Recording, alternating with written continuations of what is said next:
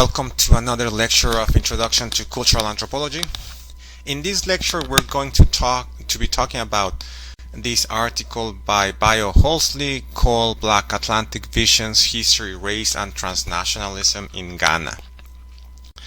This article, Bayo Holsey starts her article talking about Barack Obama's visit to Ghana in 2009, and I'm gonna include this video clip in the model so you can watch it.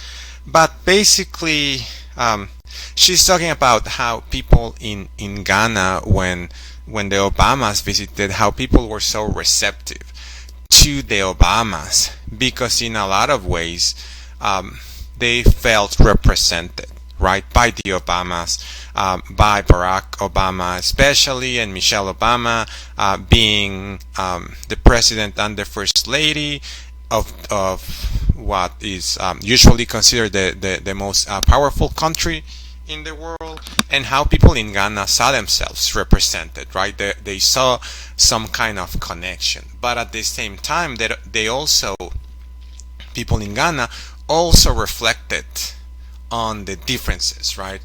On what it means to be Michelle Obama and Barack Obama versus a regular person in Ghana. And this is really the article, the argument of the article that Bayo Holsey wants to analyze these distinctions between different forms of thinking about blackness, but without losing sight that there might be some form of blackness that can travel, and that has traveled with slavery and with different processes of voluntary and forced migration from Ghana to the US, to the UK, to other parts of the world. So Bayo Holsey, in her article, she talks about this idea of Afro-cosmopolitanism, that is the ways in which different black people throughout the world can conceptualize this identity that they inhabit really all of the countries in the world, right, in different ways, right, and also that they have access to different forms of fashion, different forms of artistic expressions, and how in a lot of ways the artistic expression of black people in the US, of black people in the UK, in France, in all of these countries, right? That's really the driving cultural force of a lot of cultural expressions, of a lot of artistic manifestations, right? So throughout the world, black people are recognized as being creators of trends, setting trends in fashion, in music, in art in general, right? So people in Ghana recognize themselves in these sort of trendsetters. This also gives rise to this idea of black cultural citizenship, right? The idea that citizenship is not restricted to nation states or to countries, right? That there is a sense in which black people throughout the world share a sense of citizenship, even if they don't speak the same language, even if they inhabit very different locations, even if they have very different lives, right? There is a shared a perception of shared experiences that is directly connected, right, to the experience of slavery and exploitation both in Africa and abroad.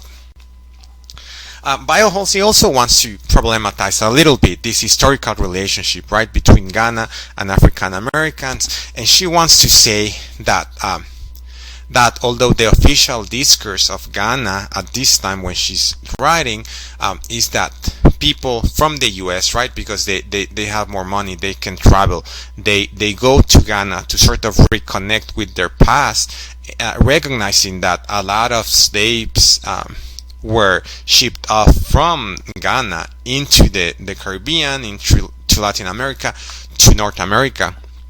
But a lot of people don't in Ghana, not the government, but a lot of people don't want Ghana to be known as a place where slavery originated. On the other hand, people in Ghana don't want this. They want people from the US to come to Ghana to sort of have a different experience of blackness, right? But these are competing constructions, right? What is the connection? How is it that populations of black people throughout the world connect, either through slavery or through current manifestations of art, of cultural expressions, right? And this might not be completely disconnected, but they might seem conflicting at times. This idea of Afro-cosmopolitanism, I'm going to talk a little bit more about it, right? It has to do with this definition of black style, and this idea that that part of this shared identity that black people share throughout the world has to do with a certain style, right? With the way in which people dress, particularly, and this goes throughout borders and in a lot of contexts. It's seen as very trendy, as something that's very modern, and that later on, for example, in the US, it's very clear, and we're gonna talk more about this later on. But in the US, it's clear that in some instances, right, trends are set by African American, by black people, and later on copied by other people. The idea of black cultural citizenship, like I was saying, is a construction of ideas of belonging and community that are not limited by a legal status or by a national identity, but instead they recognize sameness and difference through other forms of belonging. In this case, belonging and community are constructed through notions of sameness and difference that Ghanaians see with other black populations around the world, and in particularly in this specific case with African Americans. And the idea of the diaspora, right? The idea that people might be from the same community, but they've been displaced because of globalization, colonialism, because of different capitalism, different ways that have transformed where people live, that have literally removed people from their communities and taken them to other communities. And diaspora, in this sense, is also a way to define community through a shared taste and style, right? So diaspora, this process where different people sort of get to live in different parts of the world, again, because of different process of displacement, yet belonging to the diaspora is a form of community in itself. And like I was saying, here we have this picture of Obama walking in one of the ports where some slaves were shipped off to North America, the Caribbean, and Latin America. So the government sought to frame this connection between Ghana and the US through the shared history of slavery, again thinking about the potential of North American tourists to go to Ghana and spend their money. But Ghana's government, although Ghana's government wants to sort of center the notion of a black cultural citizenship on slavery, on the other hand, the Ghanaian population wants to distance itself from the history of slavery and frame cultural citizenship on a black style, right? Because in some ways they feel that if the focus continues to be on slavery, it's sort of reducing all of the progress that people in Ghana have made. And this idea of a black style, of a black cultural citizenship, is reflected in for example, this phrase, right? You're looking diasporic, as a way in which young people sort of construct Afro-cosmopolitanism through clothing and through popular culture, right? When someone from Ghana migrates to London or to New York or to LA, and then sort of becomes more exposed to what people in the US or in the UK or in France are wearing, are doing, and then goes back to Ghana sort of with this new style, right? This is a compliment. You're looking diasporic.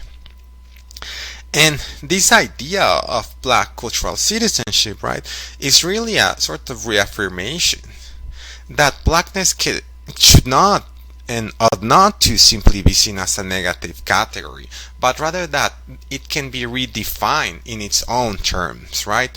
A black good life exists because there is a shared style, a shared taste that other people want to copy, that other people who are not black want to copy. And this is sort of the focus that some Ghanaians who are rejecting the governmental narrative, the official narrative that focuses on slavery, this is the idea that they want to emphasize.